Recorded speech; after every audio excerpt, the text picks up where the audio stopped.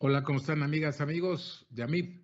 Otra vez por acá en otro de sus eventos. Gracias por la invitación a todo el comité organizador de la AMIB. Y en esta ocasión de lo que les voy a platicar es de ciberseguridad, pero un poquito diferente que otros años. Ahora vamos a tocar en esta primera parte de la charla qué está pasando en las casas y algunos tips de lo que pueden mejorar la ciberseguridad en las casas. Y luego qué podemos hacer en la empresa, sobre todo desde el punto de vista de cómo evalúo dónde ando en la ciberseguridad de mi empresa y cómo qué podría hacer en los próximos meses. Me voy a ir un poquito rápido para además abrir espacio a preguntas. ¿Sale? Bien, nuevamente buenas tardes a todos. En la primera parte dijimos, vamos a ver en la casa y en la familia cómo están los contextos.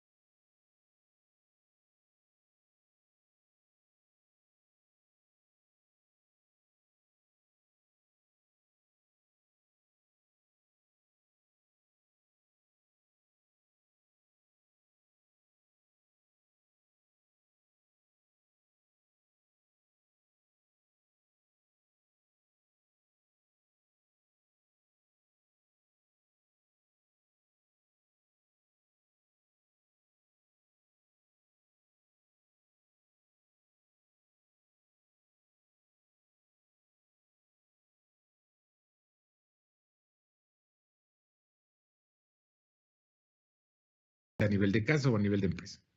Este ataque fue desde febrero, cuando empezaba, aquí todavía no llegaba, pero ya en Europa estaba empezando a correr el miedo y en Ucrania sucedió esto, sucedió un correo viral que era falso, que hablaba de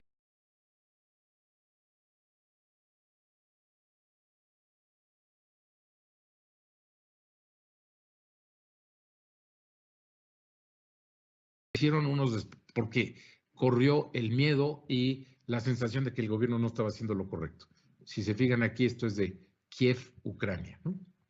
Y como les dije, atrás de esto, en algunos de los, sobre todo muy al principio, han seguido, pero ahora todo el crimen organizado, pero atrás de esto empezó a haber los gobiernos de China, Norcorea y Rusia, y por ahí también se menciona a Irán, ¿no? Haciendo una serie de correos phishing con noticias falsas que nos hacen caer. Por ejemplo, el que te manden un correo diciendo la vacuna va a costar tanto y aquí viene la dirección. ¡Pum! Dependiendo del momento, es la noticia que te va a hacer caer. ¿Ok? También un poco al principio empezaron a salir en Europa, esto fue de España, bonos del gobierno para ayudarte a alimentos y comida. Entonces la gente le daba clic, ¡pum! Vea, ¿a dónde, no? OMS, sí, pero no es la OMS, la Organización Mundial de la Salud, tiene otras direcciones, ¿ok? Eso se propagó por WhatsApp, ¿ok? Y pues hay una serie, incluso le han llamado fearware, fear de miedo en inglés, ¿ok? Y hay una serie de noticias, esto fue otra web que se levantó en España para recibir donaciones, pero eran falsas. Entonces la gente queriendo apoyar empezó a donar y recibieron un dineral hasta que el gobierno lo clausuró, pero no siempre es fácil saber quién está atrás.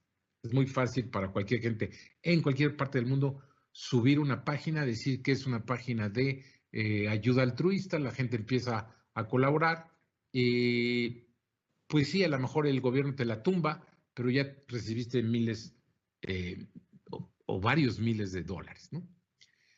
¿Qué está pasando en la casa? Porque también no, en un ambiente típico de una casa, pues históricamente no habíamos tenido mucha seguridad. Miren, de manera general, normalmente en las casas hay un access point que también funciona como router, ¿ok? El que nos lleva toda la conexión interna, las Wi-Fi, las Wi-Fi internas hacia afuera, ¿ok? Cuando digo las Wi-Fi es que en casas de 2 pisos o un poquito más extendidas, a veces tienen que levantar más access points porque nuestras construcciones son un poco diferentes que en Estados Unidos, que son más de madera. Aquí la conexión o la señal, mejor dicho, a veces no llega y hay que levantar varios access points. Pero bueno, uno o varios, el tema es que normalmente lo que hacemos dentro de la casa es usar teléfonos móviles, teléfonos inteligentes, una o más tablets y laptops.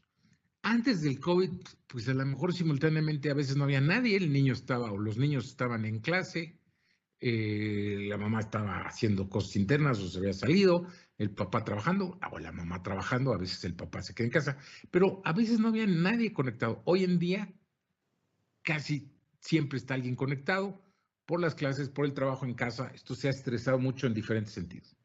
¿Qué le ponemos de seguridad a todo esto? Normalmente un antivirus básico, a lo mejor. Es curioso, pero casi todas las telefónicas en el mundo regalan un antivirus. O sea, es muy común en el mundo, pero es muy pocos los usuarios, normalmente el 10%, que bajan ese antivirus y lo instalan. O sea, normalmente no instalamos antivirus, sí. Y si nuestra máquina no es la máquina de la oficina que traemos a casa para trabajar, una notebook, una laptop, entonces probablemente ni siquiera tenga un antivirus. Pero bueno, en el mejor de los casos es un antivirus nada más. Y la salida a Internet sin ninguna protección. Y así la familia está accediendo a todos los servicios de Internet. Esto es bastante inseguro. ¿Ok? Además, comparten dispositivos, muchas veces comparten contraseñas. La gente y sobre todo los jóvenes y los chavos bajan apps de cualquier sitio donde bajen apps. Usan no nomás servicios, por ejemplo, de streaming, de video, tipo Netflix, tipo Amazon Prime Video, esos servicios serios de paga, sino bajan películas piratas y no solamente lo grave es el pirateo, sino que esos sitios típicamente son sitios donde es muy común que el crimen organizado esté metido. Entonces a lo mejor también ahí están bajando algún tipo de malware. O sea, no es raro eso. Y las compras en Internet, pues tampoco las hacen a veces con todo cuidado. Entonces, vamos a revisar este esquema. ¿Cuáles son las vulnerabilidades más comunes? Pues un tema es que somos crédulos confiadotes, ¿no? Entonces, desde noticias falsas, sitios apócrifos donde bajamos apps, somos poco cuidadosos en cómo configuramos, qué instalaciones hacemos, cómo no compartimos contraseñas, cómo configuramos, o mejor dicho, no configuramos las medidas de seguridad, no solamente de redes sociales y ese tipo de aplicaciones, sino de nuestros mismos dispositivos. Y por lo tanto, nuestras casas no tienen mucha ciberseguridad. Desde muy al principio del COVID, el FBI, Interpol ha estado emitiendo diferentes avisos de todo tipo de fraudes con el COVID. Les puse los primeros, pero han habido, en Europa está Europol también muy activo tratando de hacer conciencia. Aquí vienen diferentes esquemas que no nomás son el phishing por correo o páginas falsas o anuncios falsos de WhatsApp, sino que a veces te hablan también haciéndose pasar de personal clínico, personal de hospitales. O sea, en un momento en que nuestra emocionalidad es más alta, que nos urgen noticias, nos urgen buenas noticias, qué pasó con la vacuna, con las medicinas que pueden ayudar a reducir los síntomas, Remdesivir y lo nuevo que vaya saliendo, todo ese tipo de cosas, o en los días pasados, no nomás el COVID, sino información de las elecciones de Estados Unidos. O sea, el tema del COVID es que ha durado ya muchos meses y estamos todos hartos y en diferentes niveles de estrés alrededor del COVID. Hay otros temas que nos pueden estresar menos. En España puede estresar, y también en México a mucha gente, cómo va el Barça, cómo va el Real Madrid. No es burla para nadie, simplemente son cosas muy emocionales. El año que entra, que tengamos elecciones en México, las elecciones intermedias, va a haber mucha emocionalidad, mucha polarización, y son momentos en donde los maleantes, sea crimen organizado o países hostiles, aprovechan para estar mandando y haciendo diferentes tipos de fraude, robo de información y fraudes financieros. ¿Qué hacer entonces? Vamos a ver algunas recomendaciones puntuales. Sea desconfiado. Mientras sigamos abriendo los correos, dándole clic a las ligas que vienen ahí o a los anexos, pues nos vamos a seguir contagiando. Esto es un poquito como lo que ha pasado con el COVID. Ojalá todo el mundo entienda que los tapabocas, los cubrebocas, pues sí sirven, ¿no? Sobre todo si uno está infectado y no sabe que está infectado, pues con eso va a infectar mucho menos. Pero bueno, entonces hay que ser desconfiados, lo mismo, ¿ok? No instale apps de lugares no autorizados, lo que comentábamos, eso es muy común que vengan contagiadas. Si aún en los sitios autorizados ha habido sus broncas, ¿no? Cuidado con lo que envía o sube a las redes, de ahí también los maleantes toman mucha información, pueden incluso adivinar a veces las contraseñas. La gente comparte demasiada información en las redes, ¿no? A nivel de la empresa en donde trabajamos, pues proteja, si la empresa ya está usando algo más que antivirus. Hoy en día lo más común se llama la tecnología EDR, para los que no sean de sistemas. EDR es Endpoint Detection and Response. Son nuevos software, nuevos agentes que se instalan, en donde una de las cosas sí es un antivirus, pero es mucho más potente, revisa lo que está pasando, detecta cierto tipo de anomalías y avisa, y desde la consola del administrador se puede incluso bloquear los ataques o hacer una contención mucho más efectiva que lo que se podía hacer con los antivirus. ¿Ok? La salida a Internet, ¿de qué manera la protegemos? Si estamos en información confidencial, entonces la empresa podría decirnos, pues mínimamente en vez de que salgas así libre, sal por una salida cifrada. El canal cifrado normal se llama VPN. Hoy hay medidas un poquito más modernas, pero lo típico de las empresas es por lo menos hacer enlaces hacia la empresa y que de ahí salga. Si yo soy un director financiero y estoy trabajando desde casa, aunque esté haciendo labores personales, como están muy combinados lo personal y lo del trabajo hoy en día, entonces lo más conveniente es que toda mi información salga cifrada, aunque salga hacia la oficina. Ese tipo de cosas las tienen que checar entre, sobre todo los altos ejecutivos o la gente que trabaje con información sensitiva. Versiones actualizadas del sistema operativo. Y algo que por alguna razón se me olvidó, viene en otra lámina reforzada, pero es una de las cosas que tendríamos que revisar no nomás de la empresa, sino desde antes, es siempre tener respaldos actualizados. ¿Ok? Y si estoy entrando a muchos sitios, Amazon, otros sitios de viajes, Expedia, Orbitz, hay tantos sitios de viajes, hoteles, todos esos sitios me exigen un usuario y contraseña. Normalmente el usuario es mi dirección de correo. Ok, esa no es muy privada, pero la contraseña sí es muy fácil, que si siempre uso la contraseña, entonces alguno de los sitios a donde entro se ha hackeado y es muy probable que esa contraseña después caiga, es muy probable que caiga en malas manos. ¿Por qué? no me da tiempo de explicarles, pero en el underground se venden bases de datos con miles de millones de registros de ese tamaño, en donde viene Acme. A ver, toda la gente de Acme, oye, pues ahí está Ulises Castillo con dirección ucastillo@acme.com. Ah, mira, ahí tiene 2 passwords. Ah, es probable que esos passwords los siga usando. Y entonces, aguas con estar usando unos cuantos passwords. O sea, lo mejor es usar un administrador de contraseñas. Yo les recomiendo, bueno, hay varios, pero 2 de los que he visto que funcionan, uno se llama Uno Password, One Password, y el otro es RoboForms, pero hay muchos. Hay unos gratis, otros no. Hoy las nuevas versiones de los browsers, de los navegadores, permiten hacer eso. Yo les recomiendo mejor irse a una herramienta externa. Algunas son gratuitas, otras son cobradas, pero eso es súper importante. Sobre todo si son muy activos entrando a muchos sitios que hoy mucha gente lo hace. ¿Ok? Cuando sucede algo, actúe con precaución, no con pánico. Cuando leamos noticias, híjole, es muy común los fake news que nos llevan a darle clic. ¿Ok? De repente, la otra vez me mandó, mi mujer me dice, oye, esta noticia, ¿cómo la ves? ¿No? Hablaba de una vacuna y de no sé qué, y decía que el premio Nobel de tal año en medicina y fisiología, un doctor de apellido japonés, como Kawasaki, no me acuerdo cómo se llama.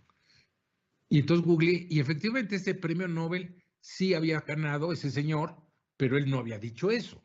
Entonces, las noticias falsas usan cosas buenas o cosas reales y cosas no reales para hacernos caer, ¿no? Entonces hay que tener un poquito de colmillo, porque el tema de la noticia falsa es que nos hacen actuar o por lo menos nos hacen poner nerviosos de más. Aguas. Y por eso hay que revisar cómo están nuestras emociones. En la medida en que estemos enojados, angustiados, presionados, es más fácil que le demos clic a algo. O simplemente que es eso que quería provocar el que generó la fake news, la noticia falsa, pues esté causando estragos en mi equilibrio. Y también revisen las políticas y procedimientos de su organización. Cuando encuentro algo, ¿no? Como un correo sospechoso, ¿qué hago de acuerdo a las políticas de mi empresa? Si ya le abrí el anexo y lo acabo de descubrir y decir, ya la regué, ¿a quién le hablo? ¿A quién le aviso? Eso debería estar previsto del lado de la organización.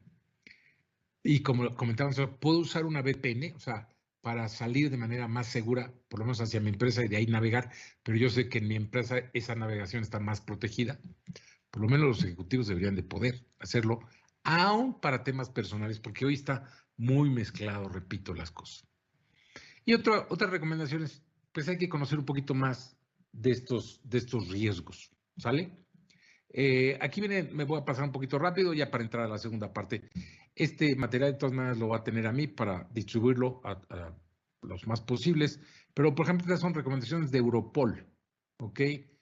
Que configure los contraseñas desde el Wi-Fi, que sea seguro, los permisos que le pones a las apps para que no tengan permisos de más, asegurar con diferentes contraseñas o PIN o información biométrica, como la cara, los aparatos que use, hacer backups, instalar antivirus, ¿ok? Yo diría, está bien, pero hoy en día los antivirus ya son, pues digamos, hay muchos ataques que los antivirus no van a detectar, ¿no? Entonces, ¿ok? Lo de password fuertes y si tiene redes sociales, pues pueden habilitar las configuraciones de privacidad. Todas las redes sociales tienen algo para configurarse. Generalmente la gente ni las ve y entonces está todo abierto, ¿ok? Para online, para las compras de online, ¿no? Pues compre de un sitio confiable. La otra vez me llegó ciertas ofertas de un sitio que se veía interesante, pero era un sitio que no había visitado. Lo googleé y había la mitad de comentarios buenos y la mitad de muy malos. Y decidí no comprar ahí, ¿no? El sitio estaba en China, con todo respeto a mis amigos chinos. Yo no confío mucho en la forma como ve el mundo los chinos, en las regulaciones de ellos. Muy respetable su forma de ver el mundo, pero yo prefiero en lo que pueda, ¿no? Por lo menos no hacer negocios directamente con una empresa que si le vas a reclamar está en China. Al caso prefiero cosas en Latinoamérica o empresas americanas. Cuando usa las tarjetas de crédito, ya dijimos, hay que proteger esto. Si la oferta suena muy buena para ser verdad, probablemente es que no es verdad. Entonces piensa doble, ¿ok? Y ante cualquier cosa, checa con tu banco, pero aguas, ¿no? ¿Ok? Y nuevamente esto refuerza un poco lo que ya les dije, y cuidado cuando vas a mandar dinero, ¿ok?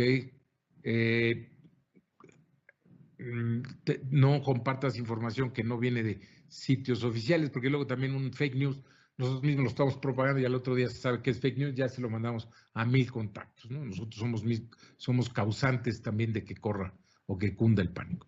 Conclusiones de esta primera sección. El trabajo en casa ya es una realidad para prácticamente todos, entonces hay que proteger tanto la casa como la oficina, pero es distinto, entonces hay que subir sobre todo la protección de la casa y urge elevar eso, ¿no? Y hay que meterse un poquito más en detalle. Bien, vamos ahora con la segunda parte de la plática y vamos a hablar de los ciberataques y el sector financiero y luego un poquito de la madurez. De los ciberataques podríamos hablar mucho, pero voy a comentar dos que fueron relevantes. El año pasado, Capital One, un banco, se le fugó datos de más de 100 millones de clientes, ¿no? Sí, pero estos bancos invierten mucho, ¿cómo es que se les sigue fugando información y a veces tardan meses en detectar que hay alguien adentro? Bueno, ahorita lo vamos a platicar un poquito por qué es esto, ¿no? Equifax ya fue hace 3 años, pero esta noticia es del 2019. A 2019, hasta el año pasado, habían pagado ya 700 millones de dólares en multas, en pagos a sus clientes afectados. Equifax es una empresa como un buró de crédito, una empresa que recaba información del historial crediticio de millones de americanos. Y se les fugaron datos de 143 millones de americanos. Algunos, como el 10% es canadiense, pero el 90% es americano. Nombres, fechas de nacimiento, números de seguro social, que allá en Estados Unidos es como tu contraseña, tu Social Security Number. Las direcciones, incluso de tu licencia, ¿no? Como si en México se fugaran todo tu INE, ¿no? Escaneado. Entonces, ¿por qué está sucediendo esto? Bueno, hay 3 formas en que nos van a atacar. Bueno, no hay 3 formas, hay 3 formas principales. Hay muchas formas, pero los vectores de ataque, esos caminos por donde nos van a atacar, los más comunes son correos de phishing, que ya lo comentamos y ahorita vamos a verlo más gráficamente, pero en tratándose de empresas financieras y empresas del retail, lo que se ha empezado a ver en México y en el mundo es que a veces no es suficiente con que nos manden un phishing. Los maleantes ya radiografiaron mis aplicaciones, sobre todo las aplicaciones donde se concentran transacciones, se concentra dinero, y ahorita vamos a ver algunas de estas rápidamente. Y la amenaza interna es cuando alguien de aquí adentro, muchas veces aliado con alguien de afuera, o contactado, presionado, forzado, es también parte del ataque. ¿Y qué nos explotan? Bueno, primero los usuarios que somos poco conscientes, nos ponemos nerviosos, nos llegó aparentemente un mail del SAT, imagínense, y le damos clic y no era un mail del SAT y nos contagiamos. Mucho foco a proteger las redes, poco foco a proteger datos y aplicaciones. O sea, hemos protegido el perímetro, hemos protegido las redes, poco hemos protegido los datos y las aplicaciones. Esto ya es un mensaje para los que se encarguen de eso en cada una de sus casas de bolsa u otras organizaciones, ¿no? Hemos enfocado mucho en tecnología, poco a riesgos del negocio, ¿ok? Y algunos tienen la filosofía, se hace lo que se puede versus se hace lo que el negocio requiere. Esto tiene que ver con los riesgos del negocio. Esto es una aplicación donde están transaccionando cientos de miles de dólares diarios o incluso millones. Oye, ¿por qué no le has puesto protección? No, es que no me dan presupuesto. Híjole, ¿ya les explicaste bien el riesgo a los jefes? ¿Ya lo entendieron? Si ya lo entendieron, entonces la decisión efectivamente es de los jefes. Pero si tú no le has transmitido correctamente el riesgo, pues cuando haya broncas, el responsable vas a parecer ser tú. Diversas tecnologías, áreas, proveedores, es decir, en la medida en que no tenemos una visión global, y de eso voy a hablar un poquito en estos últimos minutos que nos quedan antes de las preguntas, en la medida que no tenemos una visión global, en esa medida hacemos proyectos chiquitos, proyectos puntuales, vamos a comprar esto, vamos a proteger las redes. Entonces, ni tienen una visión completa y la estamos fragmentando porque a veces son diferentes áreas las que compran o el área de compras termina decidiendo quién debe ser el proveedor. Aguas, eso en ciberseguridad es una pésima práctica. Perdón si son de compras, pero deberían de estar trabajando en conjunto y ponderar. Si alguien sacó 3% menos y es una empresa que no tiene la experiencia, pues aguas. Pero además están fragmentando su ciberseguridad. Cuidado con eso. Entonces, en nuestra opinión también hay estos ataques porque falta governance y de eso vamos a hablar ahorita un poquito más. Miren, rápidamente, ¿cómo suceden los ataques de phishing? Digamos que este usuario es cuco y le llega un mail que viene infectado con lo que se llama un caballo de Troya o troyano. Pero él no sabe qué es eso. Le llega un mail, por ejemplo, del SAT o un mail de ofertas del Buen Fin y ¡pum! Lo abre y se infecta. Y no sabe que está infectado porque un caballo de Troya por eso se llama troyano, porque no sabes que ahí venían los guerreros y están saliendo del caballo para atacar Troya. Y lo que sucede es que desde adentro de tu máquina, desde el software que está corriendo, ese troyano hace una comunicación hacia afuera. Esta comunicación pasa a través de muchos controles de seguridad, como pueden ser firewalls o preventores de intrusos. No me voy a entretener en lo técnico, pero esta llamada, como parece ser de cuco, como si navegara por internet, pues la mayoría de las empresas lo dejan salir, pero es el troyano el que está hablando. Y de ahí descarga más troyanos. Por ejemplo, si van a buscar tus transacciones bancarias, entonces, y ven que estás transaccionando con Banco El Águila, entonces probablemente se descarga un troyano específico para Banco El Águila. Hay troyanos bancarios que reconocen 300, 400 e-bankings de Estados Unidos y Latinoamérica, por ejemplo, y Canadá, de ese tamaño. O sea, han trabajado muchos años para que ese troyano, han trabajado los malos, o sea, para que ese troyano sea una pieza de software, wow, desde el punto de vista técnico, desde el punto de vista de atacarnos, pues cada vez los hacen más contagiosos, más dañinos.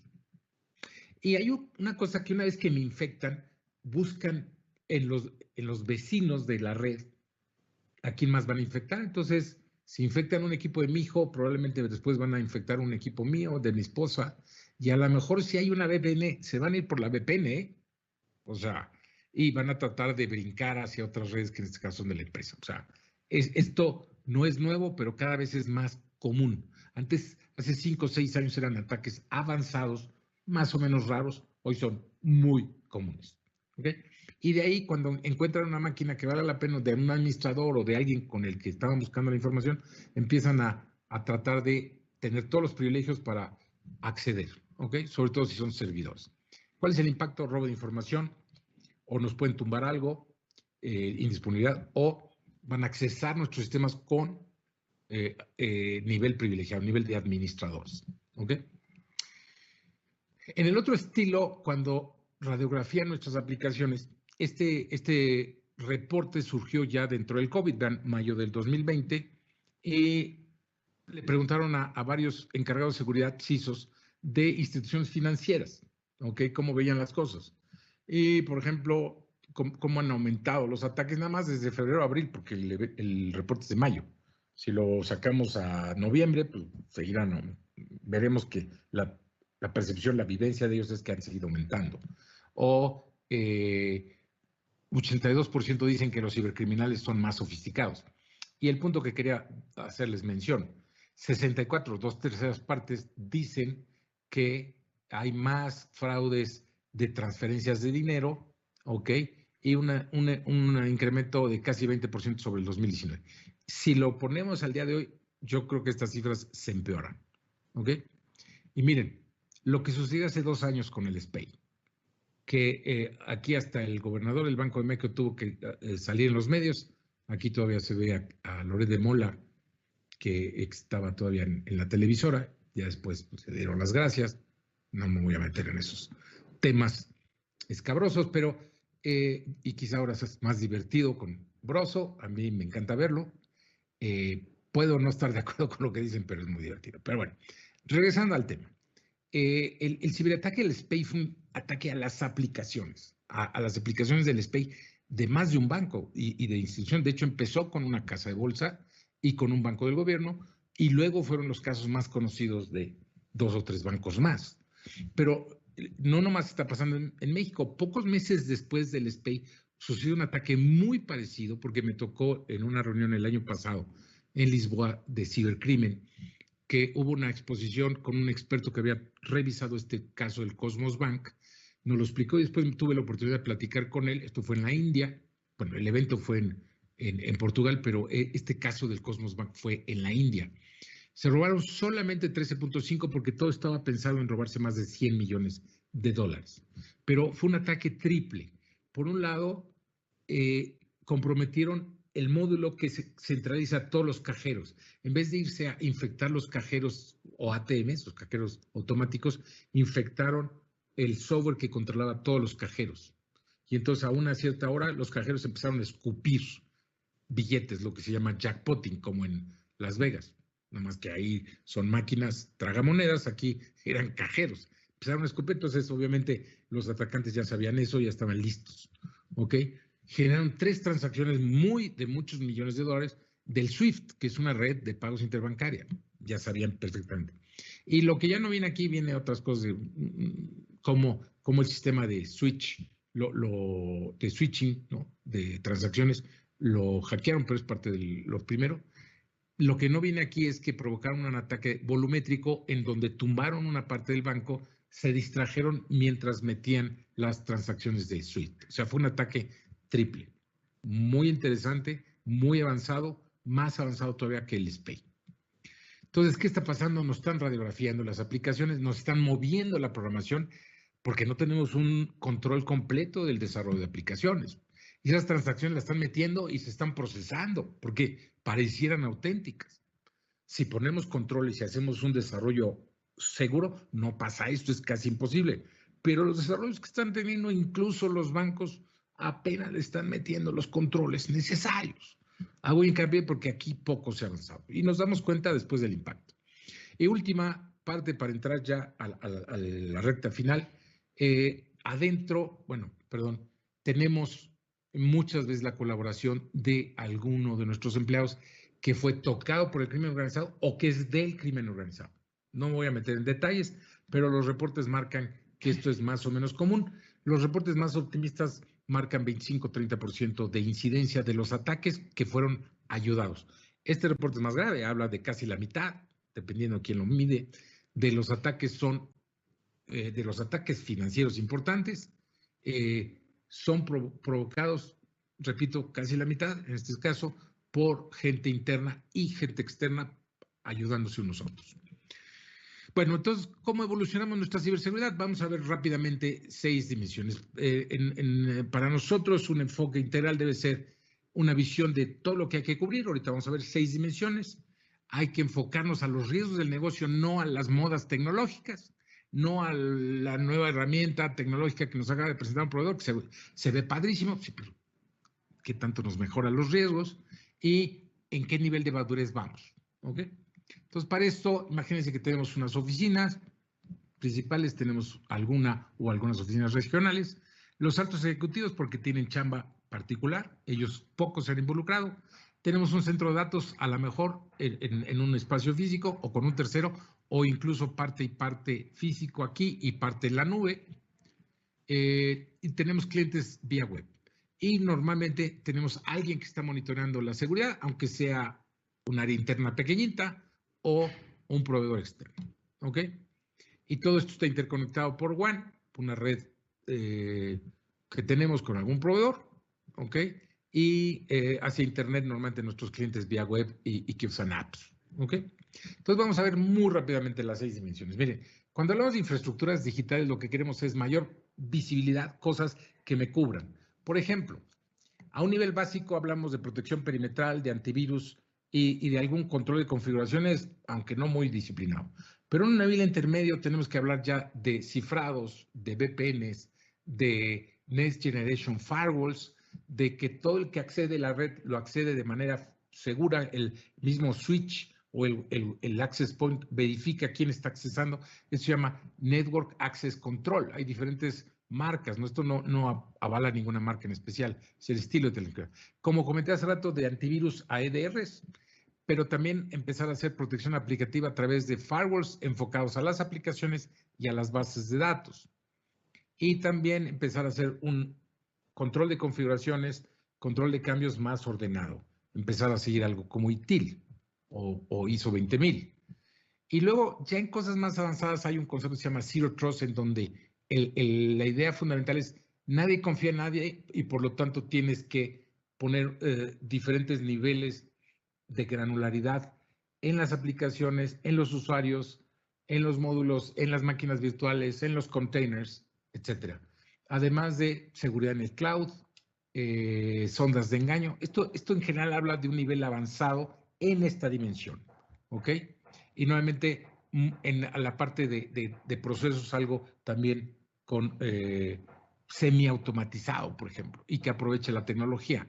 ¿Por qué lo digo?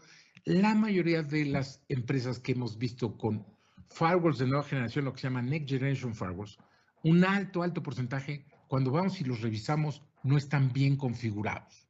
Es como traer un Ferrari en el periférico a las 3 de la mañana a 30 por hora, 40 kilómetros por hora. Pues, ¿para qué compras el Ferrari? En buena onda. O sea, si no lo vas a aprovechar, pues cómprate otro coche, ¿no? Es lo mismo con el Next Generation Firewall, ¿ok? Como esto es más o menos ágil, no me detengo.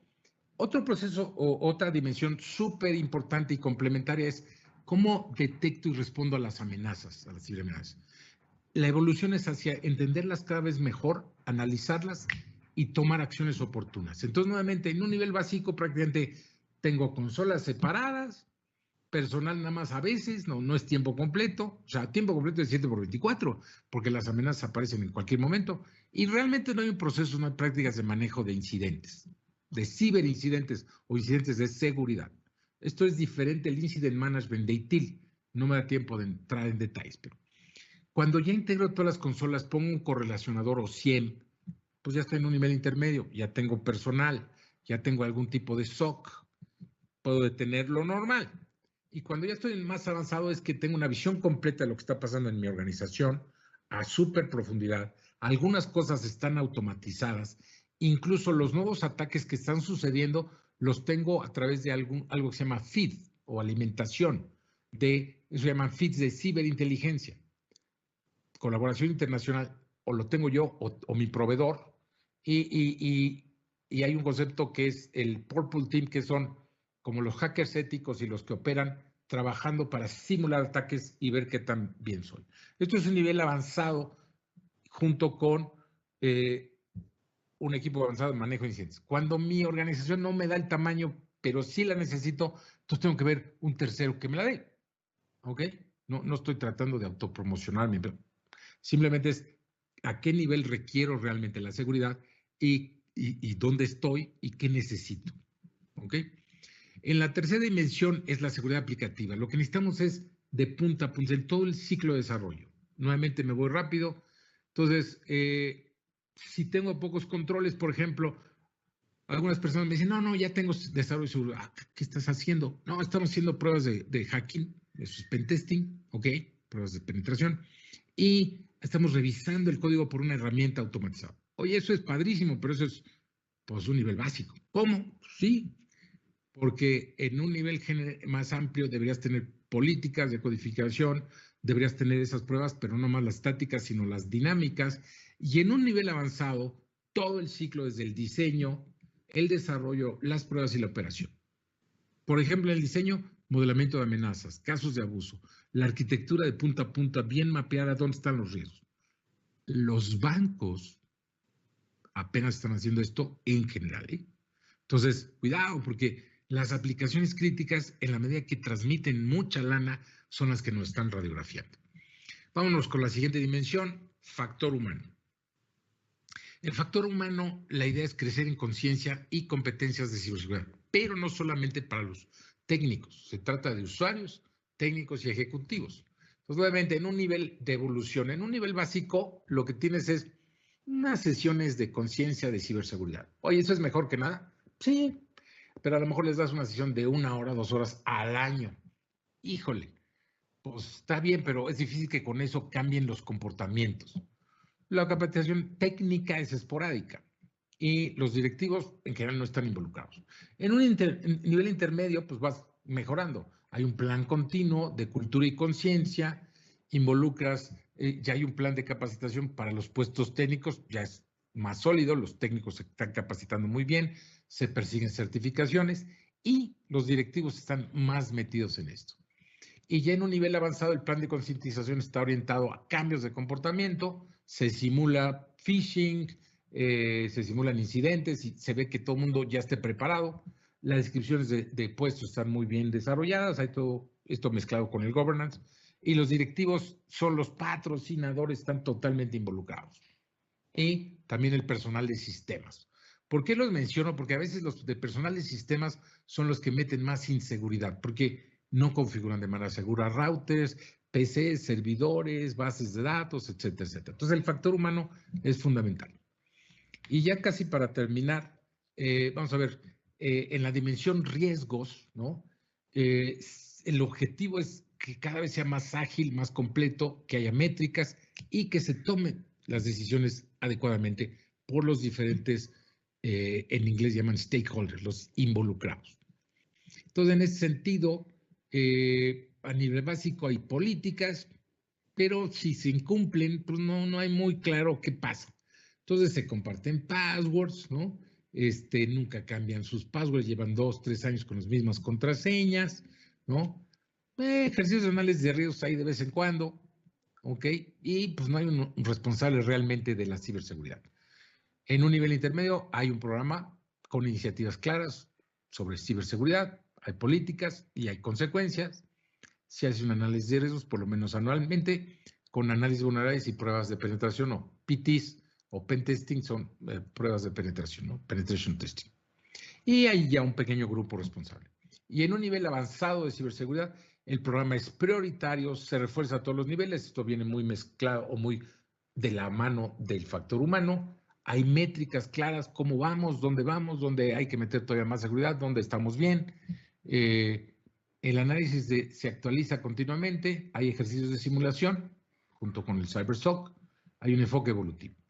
Y hay todo un responsable, un CISO con toda una estructura y hay responsables no solamente del lado del CISO, sino del área de sistemas, del área de finanzas, de recursos. O sea, todos saben en su rol qué responsabilidades tienen en cuanto a ciberseguridad.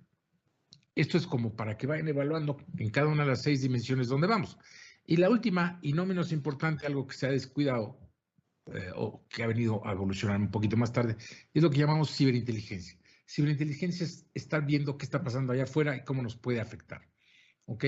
Tener visibilidad temprana y proactividad ante las ciberamenazas y los ciberactores. En nivel básico no hay nada, o sea, no hay prácticas de ciberinteligencia. En un nivel intermedio hay ya detectamos y deshabilitamos, por ejemplo, sitios. Si soy casa de bolsa ACME y mi sitio web es casadebolsaacme.com, entonces alguien a lo mejor puso casadebolsaacne.com o Casa Bolsa ACME y le autorizaron ese sitio. Entonces tengo que darme cuenta de eso porque ese no solamente va a defraudar a mis clientes, sino me va a poner mi credibilidad en entredicho, va a tener un impacto muy fuerte para mí. Entonces, normalmente las empresas están tratando de ver sitios web, grupos en redes sociales o cuentas de correo apócrifas que se pueden confundir con las reales y que hay muchos ataques a través de eso. Entonces hay que detectarlos y deshabilitarlos. Y también monitoreo de nuevas amenazas que está pasando en México y en el mundo. Y ya en un nivel avanzado es tener mucha más alimentación, esa alimentación de nuevas amenazas en mi SOC que está monitoreando todo, tenerlo ya conectado y estar viendo cómo se resuelve eso. ¿Ok? Y investigaciones dirigidas es qué grupos, por ejemplo, es común que eso se usa más para bancos, pero en la web oscura, en la dark web, de repente hay foros donde dicen, si trabajas en tal o tal banco, me interesa si eres ejecutivo porque pago bien la información. Pues hay gente que dice, yo trabajo aquí, ¿qué quieres? No, pues te pago tanto por tener millones como mono. Y pues cuidado, porque ni siquiera estamos conscientes de eso o se está vendiendo una vulnerabilidad de mi casa de bolsa y ni en cuenta, ¿no? Y obviamente reportes periódicos de todo esto. Entonces, esto fue una vista a ojo de pájaro de las 6 dimensiones: protección de mis infraestructuras, cómo detecto y respondo a amenazas, cómo estoy protegiendo las aplicaciones y luego también cómo está el tema de la gente, del enfoque a riesgos y la ciberinteligencia. Esas son para nosotros las 6 dimensiones más importantes de la ciberseguridad. Y por último, como reflexiones, tenemos un enfoque completo y enfocado a riesgos. Toda la estrategia está enfocada a eso. ¿Qué tanta madurez hemos logrado en cada dimensión? ¿Tenemos un buen nivel de interacción y coherencia, responsabilidades claras, proyectos específicos? ¿O lo tenemos todo disperso entre diversos proveedores, las responsabilidades entre diversas áreas? Incluso en marcas tenemos de chile y de dulce. En esa medida nuestra ciberseguridad se debilita. Perdón que lo diga. Y bueno, pues pasamos entonces. Muchísimas gracias nuevamente a los organizadores, a la MIP, a todos ustedes. Y pasamos a preguntas, ¿no? A ver, aquí en el chat me dicen un poquito que sobre ciberinteligencia, que si puedo comentar un poquito más y mencionar algunos casos o entender qué significa sitios apócrifos.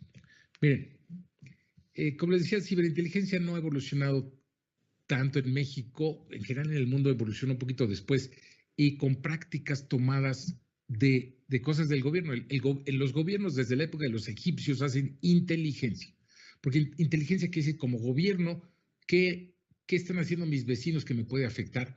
O algunos vecinos que ya sé que son mis enemigos. Bueno, es el mismo concepto, pero ahora en el ciberespacio.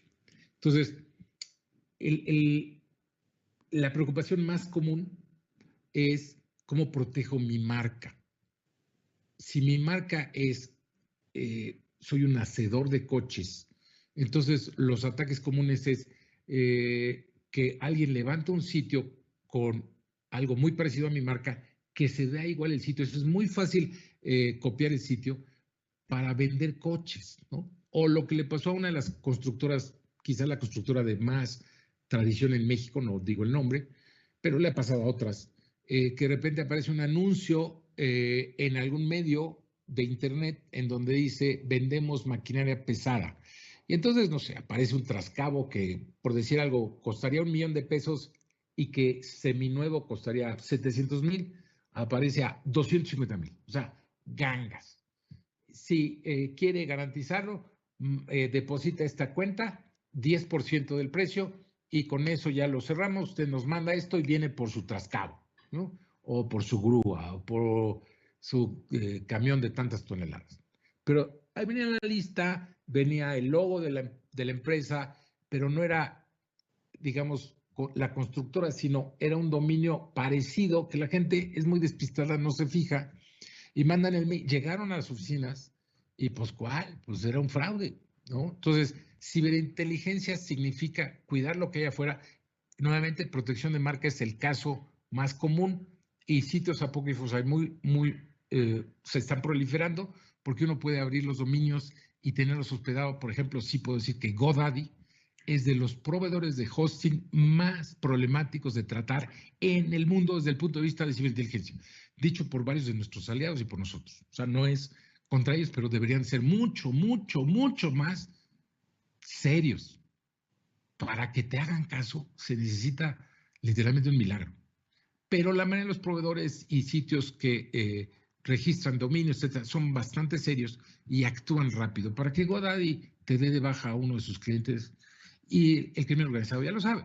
Entonces, esto es un problema, pero al final, si les demuestras, se tardan un ratotote, te piden un montón de información y ya que les demuestra que es un sitio apócrifo, lo bajan, pero no les gusta bajar sitios. ¿Ok? Pero bueno, eso es parte de la ciberinteligencia. Yo diría que con eso se dan una idea, pero hay más cosas que hacer.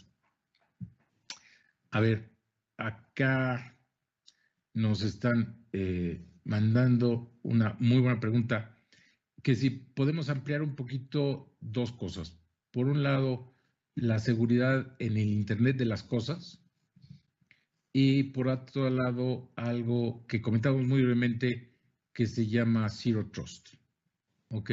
O cero confianza. Ok, a ver. En el caso del Internet de las cosas o IoT, pongamos un par de ejemplos. Un caso real de un ataque sobre el Internet de las cosas sucedió hace pocos meses, como un poco más de un año, en Las Vegas, en un casino. Resulta que los casinos en general tienen bastante buena protección, por lo menos por dos razones. Una es que se mueve mucha lana, ¿no? Hay muchos dispositivos que podrían ser hackeados, las mismas máquinas tragamonedas ya no son las máquinas mecánicas de mis tiempos, son máquinas en donde le metes su tarjetita, le pones y ahí empiezan a hacer el juego. Yo creo que no es tan divertido como antes, pero les ha funcionado. Pero el tema es que son mucho más basadas en software o en software metido en el hardware, lo que se llama firmware. Ok. Por lo tanto, son más hackeables que antes y hay mucho dinero de por medio. Y la segunda razón por la que los casinos en general son muy seguros es porque el evento quizá más importante de hackers éticos y semiéticos en el mundo, que es el DEF CON, perdón, el DEF CON y el Black Hat, se realizan en los mismos días cada año en Las Vegas. Son dos conferencias complementarias, pero son de las más importantes del mundo. Bueno. Entonces, imagínate tener ahí a los mejores hackers del mundo tratando de hackear todo, desde tu conmutador, tus Wi-Fi, obviamente los casinos, todo. Bueno, el tema es que hackearon un casino importante a través de su pecera. O sea, ya ven que los casinos, los que hayan visto en fotos, en películas o hayan visitado un casino, pues se invierten bastante. Entonces, de repente, su pecera pues, son cosas enormes ahí y que tienen sensores, que tienen detectores de temperatura para irla regulando, etcétera, etcétera. Y eso se controla con software, ¿no?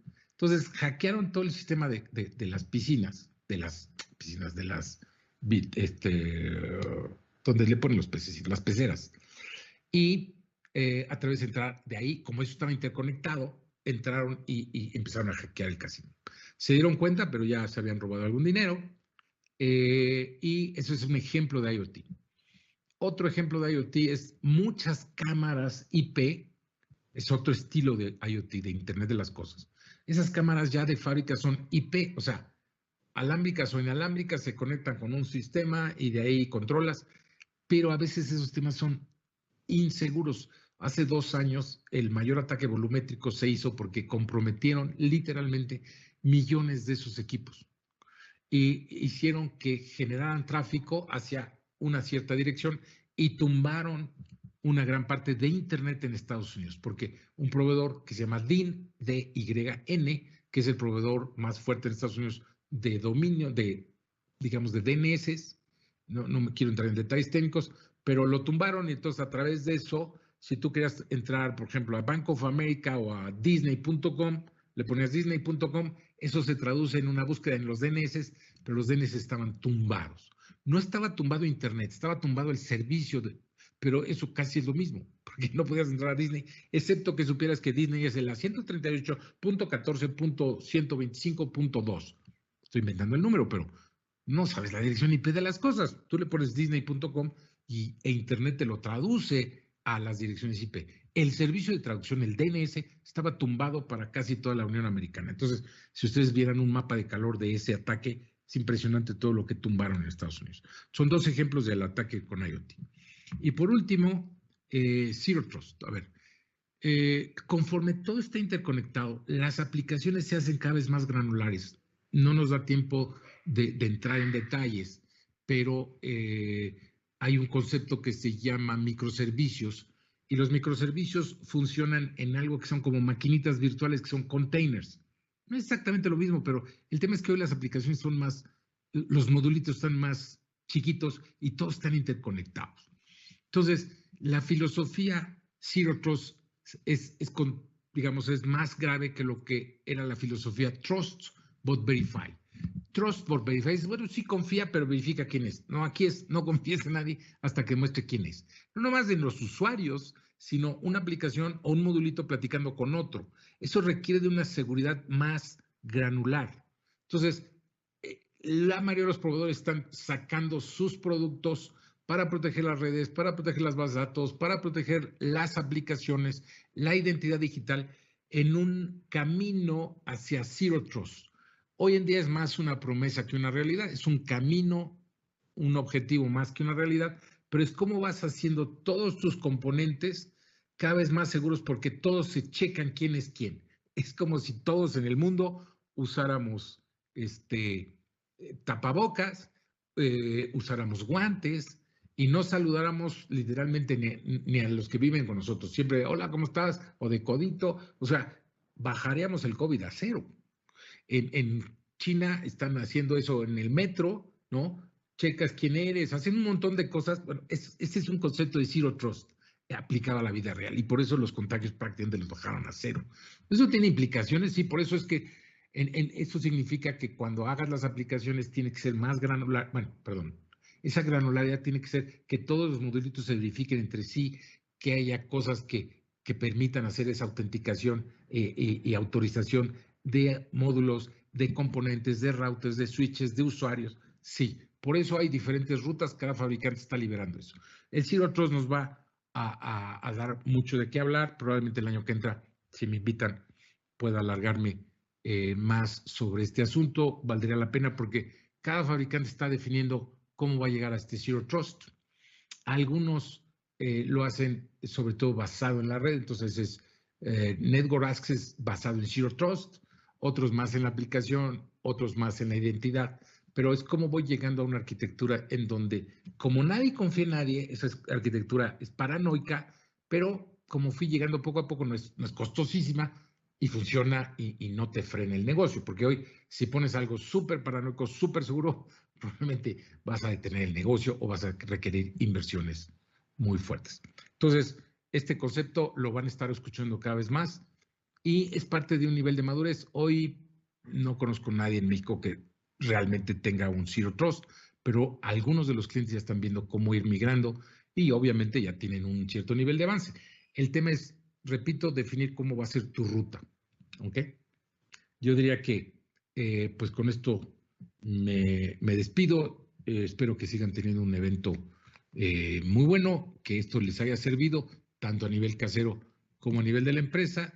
Y esta es mi dirección de correo. Estoy para servirles. Nuevamente, gracias a los organizadores.